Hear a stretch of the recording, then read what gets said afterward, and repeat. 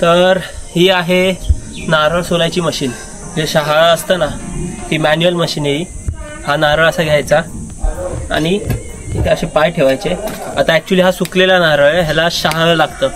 जे हिरव्या कलरचे असतात ना मोठे ते, मग ते डायरेक्ट ह्याच्यात घुसतात असे. आता हा घुसणार नाही कारण सुकलेला आहे, थोडे कष्ट पडतील. हा असा घुसल्यावर. नमस्कार, पुन्हा एकदा स्वागत आहे तुमचं आपल्या चॅनलवरती.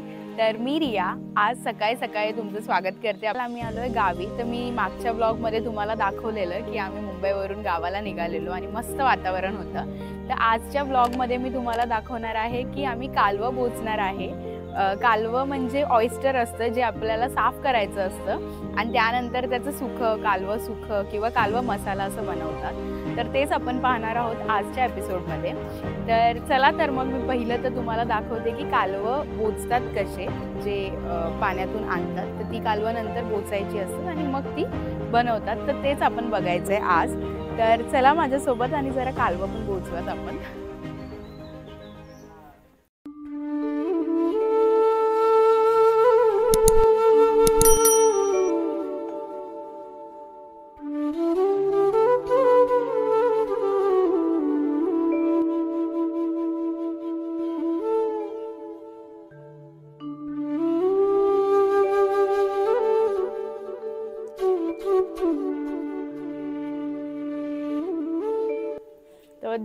घराच्या मागे आलोय आम्ही, मागच्या दाराला, आणि तिकडे आम्हाला कालवं बोचायचं. तर इथे काका बसलेत आणि घराच्या मागे मी दाखवते तुम्हाला, अशी ते झाड आहेत आणि इथे समोर पूर्ण खाडी. आणि आता इथे आपल्याला बोचायचं कालवं. हे काका आमचे. काका काय बोचलंय? कालवं, मोठं कालवं बघू शकता तुम्ही, जे 400 रुपये किलो ना डझन. 400 रुपये डझनने भेटतात. म्हणजे बघा किती महाग आहेत कालवं. ती आहे आमची तिकडे बसली आहे आणि इथे बघा किती कालवं काढले. आता हे सगळे मोठे मोठे कालवं भरपूर आहेत इथे, तर ते काका काढतायत. हो, याची आमटी करायची, सुखं आणि फ्राय. जे मोठे कालवं असतात ते फ्राय करतात आणि छोट्याचं सुखं.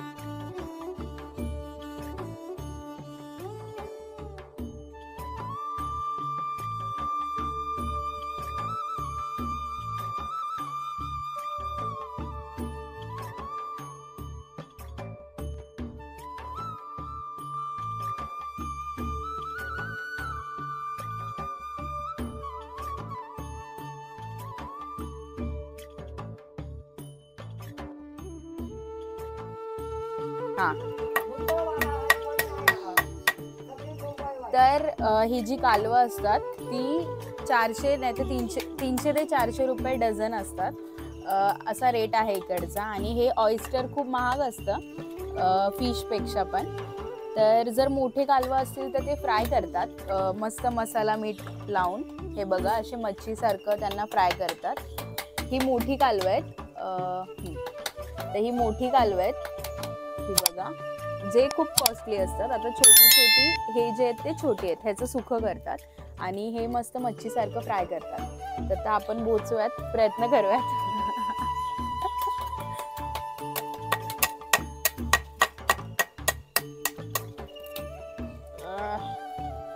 उघडला हो, इथे दाखव. ह्यानेच उघडायचा ना असं. तर इथे बघा ओपन झालंय. हा, तर हे कालवं बघा, हे आहे जे सॉफ्ट सॉफ्ट आहे, हे कालवं आहे. आता हे काढायचं आपल्याला.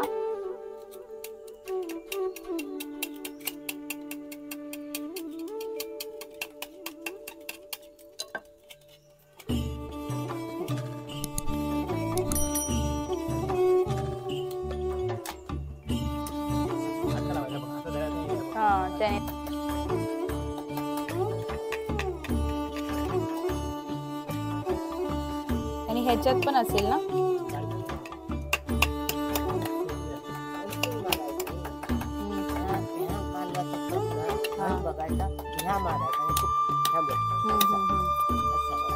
अच्छा हा उघडला ना.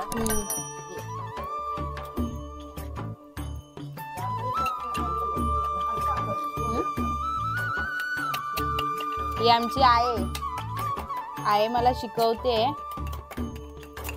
कशी कालवं बोचायची. आम्ही मुंबईवाली, आमका माहित नाही. आता शिकतो, सुट्टीत गावात येतो आणि शिकतो. शिकूच आहे सगळा.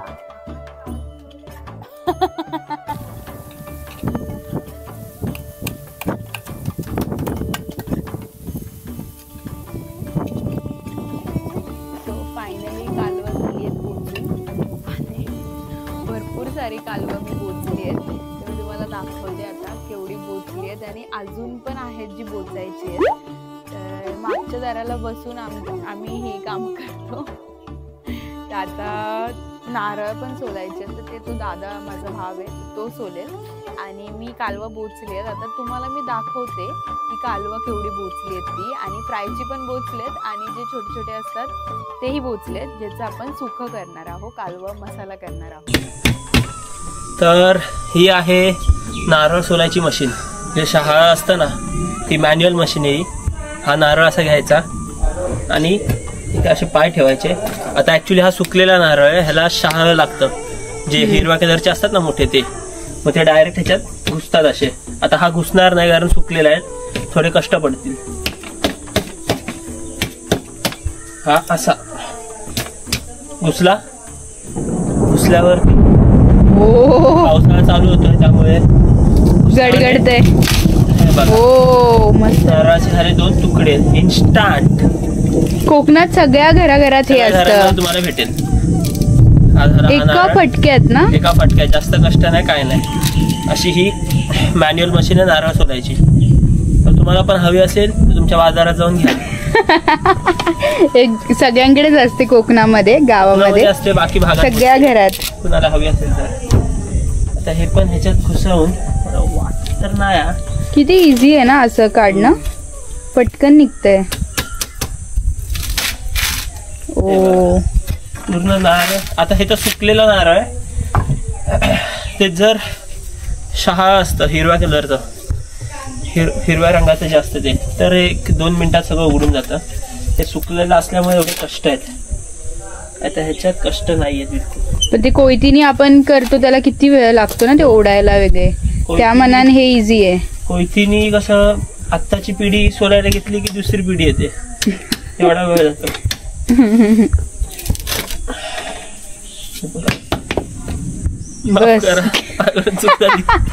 जातो. मस्त ढगाळ वातावरण झालंय पावसाचं.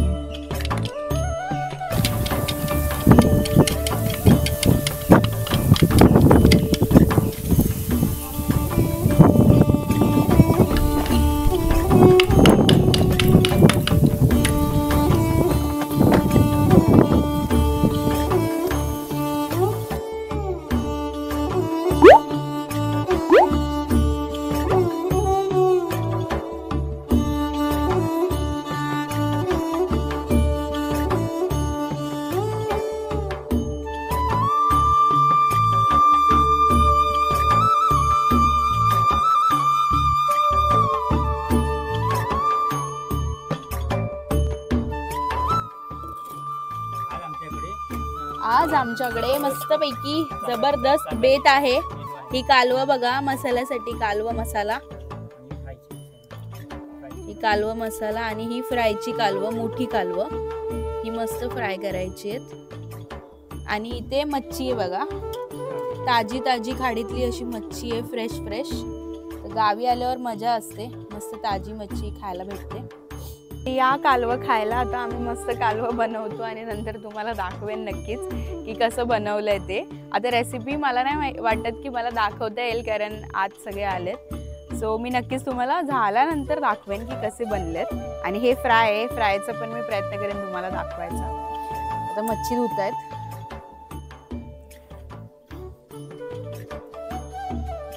मस्त मच्छी, ताजी ताजी मच्छी आम्हाला भेटली, ताजी ताजी मच्छी भेटली आजच आणि ती मस्त धुतोय। तर ती बनवायची आहे, सार बनवायचं आहे मस्त त्याचं सार पण बघा। कालवं झाली आहेत मस्त पैकी, नाही ठेवली। ही फ्राय करायची आहेत, ही फ्राय करायची आहेत अजून कालवं, मच्छीचं सार, मच्छीचं सार झालंय। आता हे दे कालवं, दे कालवा मसाला आणि चपाती, मसाला चपाती कुठे, अंडा मसाला, कालवा मसाला, नवीनच नाव दिले कालवा मसाला। एवढे बनवलं चपात्या, चपाती भाजले इथे दाखवते, बाहेर लाईट आहे ना जरा। सो बघा मस्त पाऊस पडतोय बाहेर आणि कालवं आणि चपात्या या येवा खाऊक। ट्रॅक्टरला चालू कसं करायचं माहिती, ज्यावेळी हे ऑन ऑफचं स्विच आहे, ऑन ऑफचं स्विच करून पुढे किक सिस्टम याला दिलेली आहे। आणि किक मारते पण समजा किक जर बसत नसेल तर एक चोक आपण म्हणजे हे करायचा, ऑन करायचा आणि एकदा किक मारायचा, ऑटोमॅटिक त्याच्यावर सुरू होणार ना।